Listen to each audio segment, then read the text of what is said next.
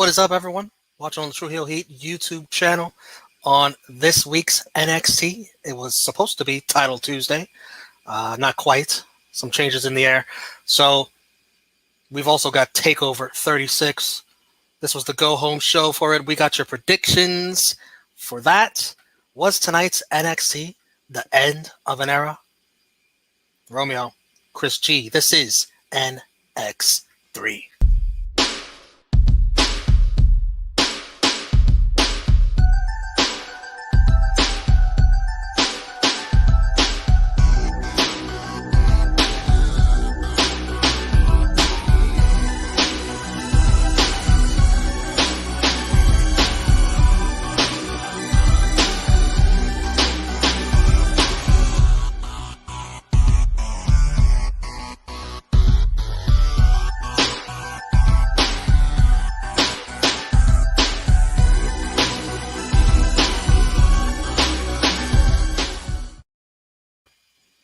Or this is NX2.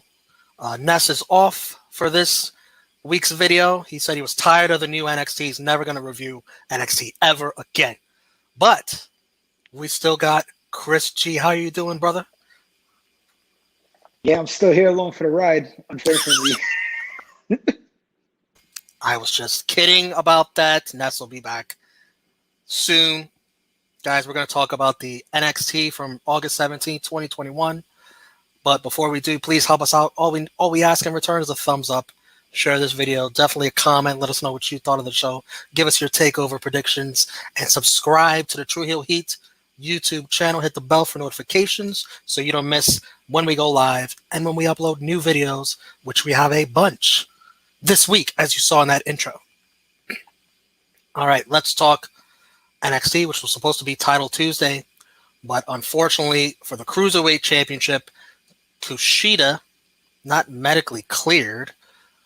COVID? I don't know. Maybe. The title match is off against Roderick Strong. So Diamond Mine in the ring. They do an open challenge to face Roderick Strong and enter the Dragunov once more. Ilja Dragunov is back again, second week in a row. And these two had a good match. Ilja was busted open by a sick German suplex by him in which his head just really hit the mat pretty hard. And he leaks all over the place, blood and guts. His chest is an absolute mess from Roderick Strong's chops. And it isn't even Sunday yet for Ilja. He has got much worse to deal with on Sunday against Volta. It made for a great visual, the blood. He goes for a torpedo of Moscow. And Strong counters with a great knee. Ilja bounces off the middle rope and hits the torpedo Moscow. Anyways, 12 minutes, 9 seconds. Ilja wins clean. What did you think of this opener? Damn, girl, you extra wet tonight. To be honest, I like the match. It was a good match. Cold match, but you know, it is what it is. It is NXT. I don't necessarily agree with Roddy losing if they're going to build up. I get you want to build up Dragunov, but then you also still want to have this fucking cruiserweight match. So you're just going to have Roddy lose now. And what the fuck happened to Tyler Russ? No mention of Tyler Russ at all. Like, just fucking, huh? Like, all right, Diamond Mine. Tyler, who? Yeah, Tyler. Who the fuck was that guy? He was never part of our team. So I don't know what's going on with Diamond Mine, but I think that was a good match. They may have rushed the finish after the blood. I don't know. Fun match that I wouldn't mind seeing more of. Actually, I think Dragunov would make a wonderful addition for the Cruiserweight division if he's not winning on Sunday. What a treat to watch. Move him to the U.S. if he's not the next UK champion.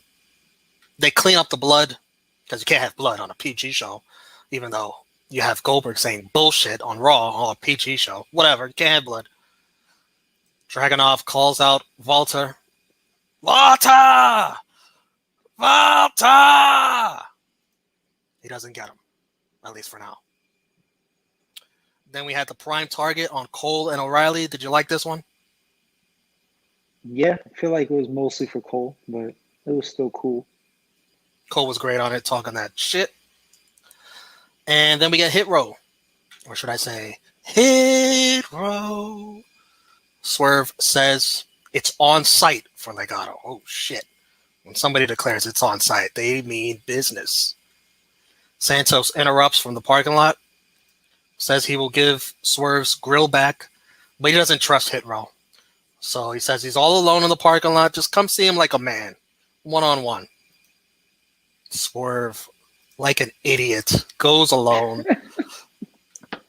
and gets instantly jumped by Legado. Those guys are always around Santos. You can't trust that.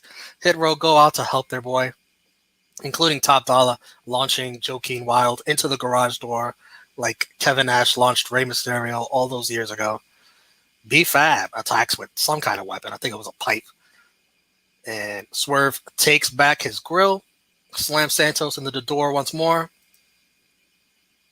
How'd you like this interaction between Hit Row and Legado?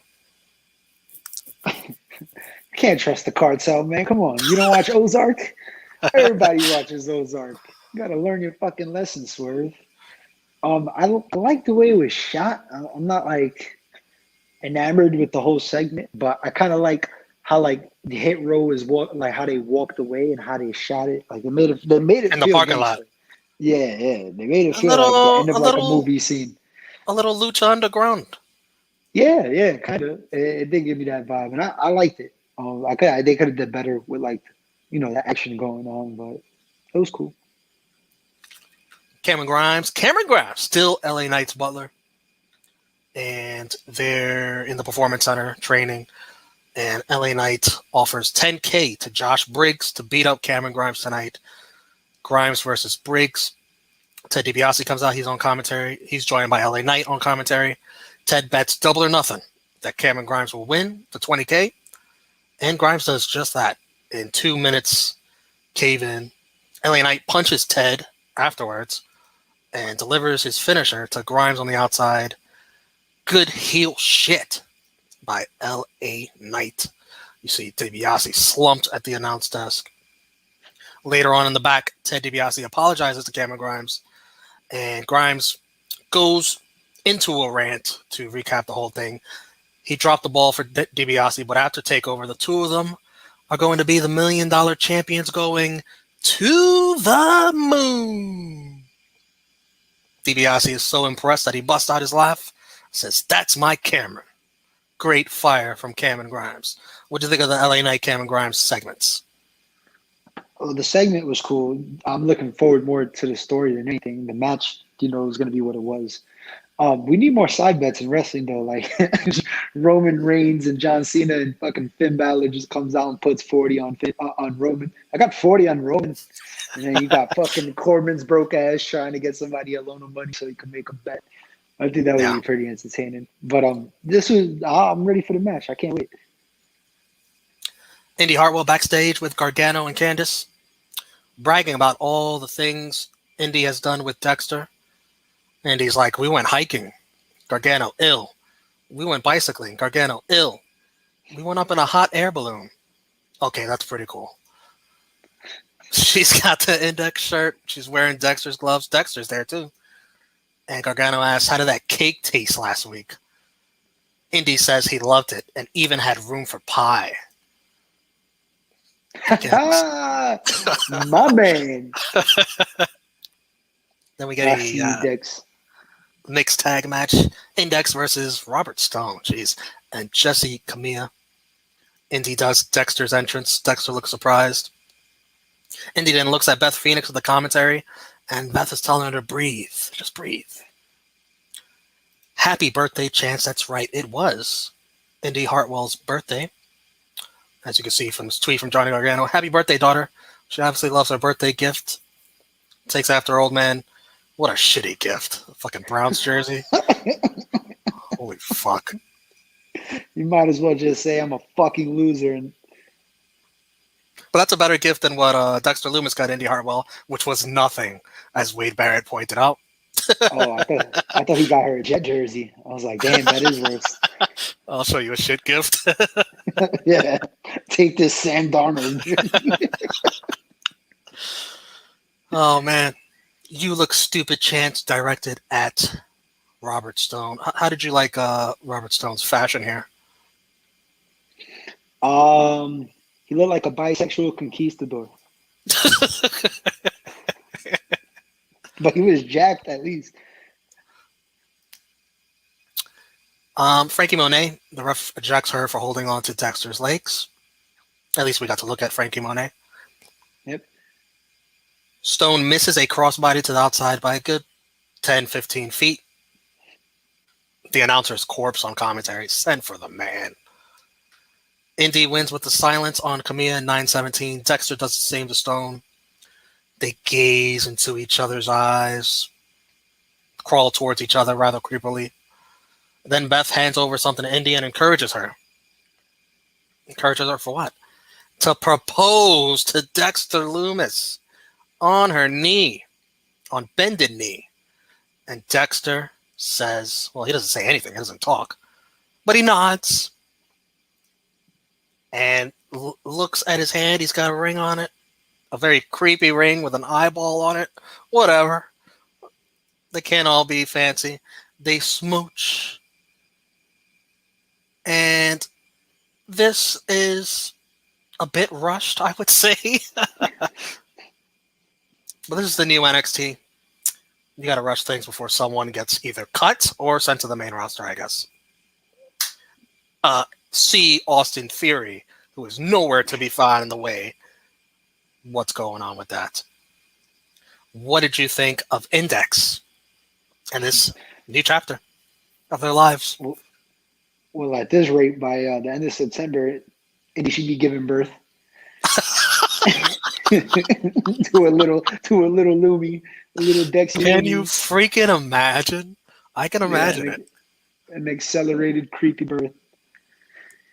Oh man, the match, it was what it was. You got the good, funny comedy spots with Robert Stone, which I enjoyed, but I thought the match went a little too long.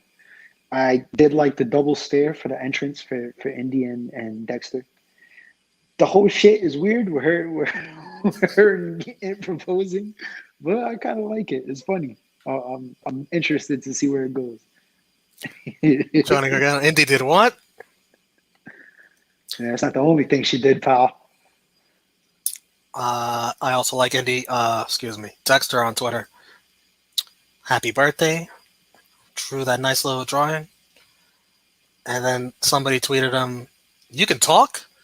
And Dexter says, I can type. Good shit by Dexter Lumis. Oh, shit. That is good. Oh, man. We get an interview split screen with Raquel and Dakota. Kai talks about how she discovered Raquel, but Raquel says she has become a superstar. How does Kai expect to win on Sunday? By bringing in the next Raquel Gonzalez? Kai says she can play all the roles she wants, but on Sunday, Kai is playing the role of champion. Raquel says, see you at TakeOver, sidekick. How'd you like this? I mean, it was I like the match. I mean, I'm ready for the match, but I think like this whole segment was kind of especially because she called her sidekick and it like triggered her. Like she could have said a lot worse. She said sidekick and she was like, oh, I'm disgusted. Dakota did get triggered a little easy there. Get the fuck out of here. You could have called it something way worse. Yeah.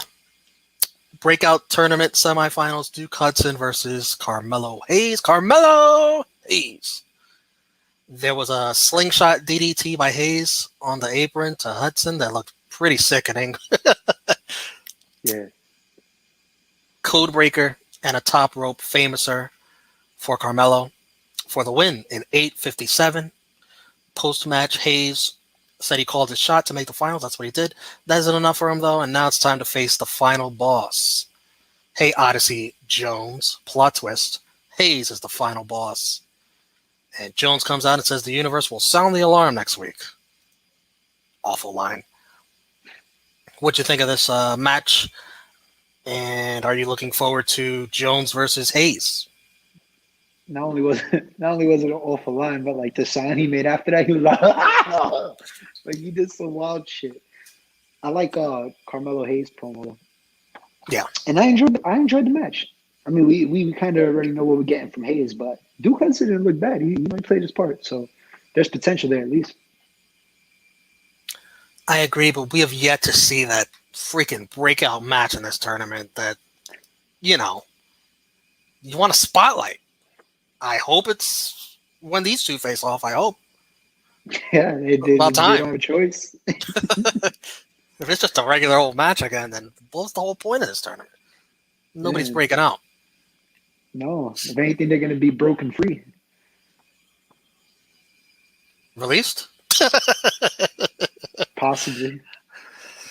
Tag team titles, MSK versus Imperium. And I loved Eichner's clothesline of Wesley. Man, Wesley sold the shit out of it. He clothesline. Oh, man. That was beautiful. Eichner then throws Weston in the corner, and West lands on his freaking head. The ref checks on him. They keep going. Nash Carter hot tag cleans house. Imperium cheats while Walter is distracting the ref. And then Ilja Dragunov comes out to attack Walter. Blockbuster. Heart attack by MSK. They retain the titles at 11:04. Afterwards, the post-match beatdown is on, with Walter destroying all these midgets. Bam. Bam. Dragunov taken out well with a hard chop. Oh, man. Dragunov just got chopped all night. It's still got Sunday. Imperium stands tall. Walter putting Dragunov to sleep. How'd you like this match and the post-match angle? The match was good. And the post-match, I mean, who doesn't enjoy Walter killing everybody? But it No more just kind of gives midgets. me no more midgets except Ilya. I think Ilya is the only one that got a shot. Then it's time for Samoa Joe Karrion Kross face-off. Joe says it is time to verbally eviscerate Kross in front of the world. But what's the point? He isn't here to hurt Kross's feelings because he is here to hurt Kross, period. Cue Kross, who comes out and says this is about the future of this brand. And Joe isn't coming in to beat him after a year off. Where is Scarlett? Where is Scarlett? That's what they chant, and it's a great fucking question, if you ask me. What the hell is going on with Karrion Kross and Scarlett? Anyways, Kross calls out Joe's former colleagues in security to protect Joe, but Joe is ready to fight anyways. The brawl is on, with Joe hitting the big suicide dive to take everyone out. They fight over to the announce tables and do a big knockdown spot through the barricaded cage as best as they could do. And that ends the show with still trying to be separated. How'd you like Joe and Kross's face-off? Pretty typical, I guess. You could have seen this coming. I don't know. I'm just ready for the match, and I'm just ready for Kross to get the fuck out of NXT and just be wasted away on the main roster. Unfortunately, he lost his whole mystique. He lost everything, man. So I'm ready for Samoa Joe, and I hope it's a good match. I really hope it's a good match. Was it cool to see Joe doing one of these again? Yeah, I didn't see that coming. And since he's doing shit like that again, it tells me that Joe's healthy, at least for the most part. So hopefully we see another one of those on Sunday. I agree. I hope they let them go on Sunday. Let's wrap up this NXT. Match of the night. I couldn't really choose between the opener and the main event, so I just choose both of them. You? I kind of liked the main event more. MVP, I'm going to have to go to the newly engaged In-Dex. You? Yeah, why not? Congratulations to them, yeah. Jabroni of the night, definitely another Robert Stone for me. I'll give it to Jessi too. Why not? They were on the same team. It was that crossbody to the outside that sealed it for Robert Stone. We'll put our thumbs out, and 3, 2, 1 will be thumbs up or thumbs down for this edition of NXT. 3, 2, 1. Thumbs up for me. Thumbs in the middle from Chris. Why thumbs in the middle? I feel like there was too many negatives. Like it was balanced. Like nothing was really good, nothing was really bad. This is also a go home show, and it wasn't spectacular. So thumbs in the middle for me. I think they did a good enough job promoting the show on Sunday, and those two matches to me were good enough. The True Heels voted, and they agree with you. Thumbs in the middle for NXT. So on the NX3 scoreboard, NX3 has 13 thumbs ups, and now 6 thumbs in the middles, 0 thumbs downs for a brand that people hate and are done with. The rating, 654,000 viewers, down 97,000 viewers. All those folks who were curious to see the new NXT last week didn't really see much to come back. It's time for predictions for TakeOver. Let me ask you first. Are you excited for TakeOver? I mean, there's so much wrestling and so much intrigue about this weekend that TakeOver is probably one of the things I'm not most excited for. And it's not because the card is trash. It's just because I have personal interest in other companies. Yeah. I think a somewhat predictable card for the most part, but I think all the matches should deliver. And I should bring up the records of predictions. Let's see what we got here. Ness did do us a favor and send us his picks for TakeOver. He is in the lead, 31-12. I am running second, 30-13. Chris, oof, man, pray for him. All right, let's start with the Women's Championship. Raquel, Dakota, who you got? Raquel, but I could see them. I could see them if they want to. I could see it, but I got Raquel as well. If they want to make the switch there, maybe Raquel to the main roster or anything like that. Who knows? Or if you just want to run multiple matches with these women. Ness also picked Raquel. 2 out of 3 falls, or the 3 stages of hell. Kyle O'Reilly, Adam Cole, traditional match, street fight, steel cage if necessary. Spoiler, it will be necessary. Myself and Ness both have Kyle. I assume you do too? Yes, sir. Good to see you. Good to see Adam Cole be free, go to a place where he's appreciated. So I think this is his last night on NXT. Or in WWE. The undisputed finale, definitely last night in NXT. We'll see what happens after. We've also got the $1 Million Championship, LA Knight versus Cameron Grimes. If Grimes loses, DiBiase must become Knight's butler. We're all on Grimes here. I mean, it would be funny to see DiBiase be a butler too. You can't have him lose 3 times, though. No, you can't. You can't. I fucking hope not. For the UK Championship, Walter versus Ilja. And this is where it's not unanimous. Ness is going with the title change here, and Walter's streak ending. I am going to stick with Walter. I'm a betting man. I don't bet against that man. Who you got? I got Ilja too. Oh boy, you guys are feeling lucky. The guy that just lost to Pete Dunne is going to beat Walter now. That might age well. And then finally, the NXT Championship. Joe, unanimous? Yeah. That would be also funny if Karrion Kross just beats Joe, fucking plows right through him and then just retires the title, or takes it with him to Raw. Who knows? That'd also be hilarious. That means Jeff Hardy can come to NXT and beat the fuck out of Samoa Joe. Next week on NXT, Hit Row versus Legado. 6-man tag. Me and Ness are going with Hit Row. You going with the Cartel? No, I'm going with Hit Row. Hudson versus Hayes. I'm going with Odyssey. And so is Ness. Interesting that it's babyface versus babyface in the finals. Who you got? Well, I bet against the fucking guy that I picked to win the whole thing every week. So you know what? I'm going to bet on him this week and watch him fucking lose the whole thing. So I'm going with Carmelo Hayes. Damn, you could take 2 L's for that. What else is new? And then Ridge versus Thatcher. We all unanimously picked Ridge. We thought it was going to be this week. It wasn't. I got a question for you.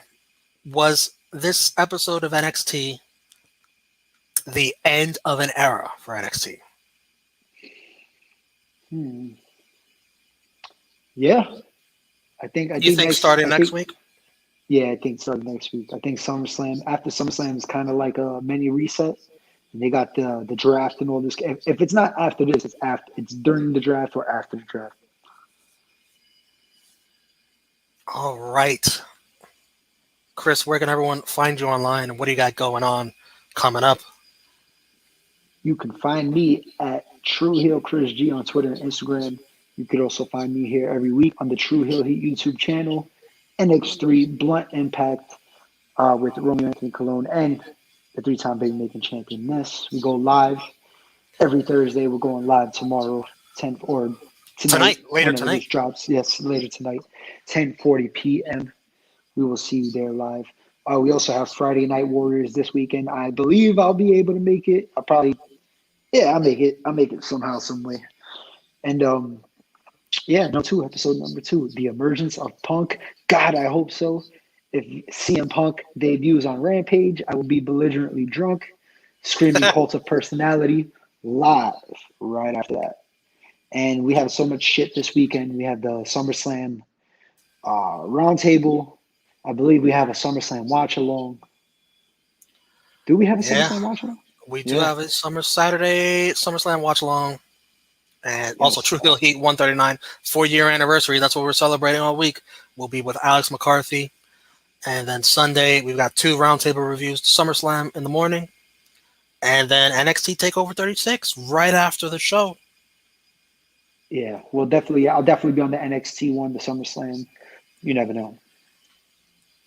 You could find me, True Heel Romeo, on Twitter and Instagram. Right here on the True Heel Heat YouTube channel. Check out Rated Raw Superstars live after Raw every week this week. That was that episode. It's on the channel now. We also dropped True Rewind 51, the scandal to end all scandals. Diana Hart-Smith telling Shawn Michaels, I know you want me. And Shawn Michaels saying, don't flatter yourself. We discussed that. And then also we dropped a preview for TakeOver and SummerSlam with SP3, Top Guy JJ, myself, and Louis Dangor. Definitely check that out. And as Chris mentioned, Friday Night Warriors, Friday night, we are going to be watching Impact Emergence. We're going to be watching WWE SmackDown. And we're going to be watching AEW Rampage. It's going to be a wild night of wrestling. Can't wait. So, for Chris G, for the Ghost of Ness, I am Romeo. We thank you for watching this week's NX3. Enjoy TakeOver, enjoy SummerSlam, enjoy Rampage, enjoy Impact, enjoy whatever the fuck you like to watch, and don't let nobody tell you you can't enjoy that shit. Like people tell me when I talk NXT. This has been another edition of NX3. We'll see you next week.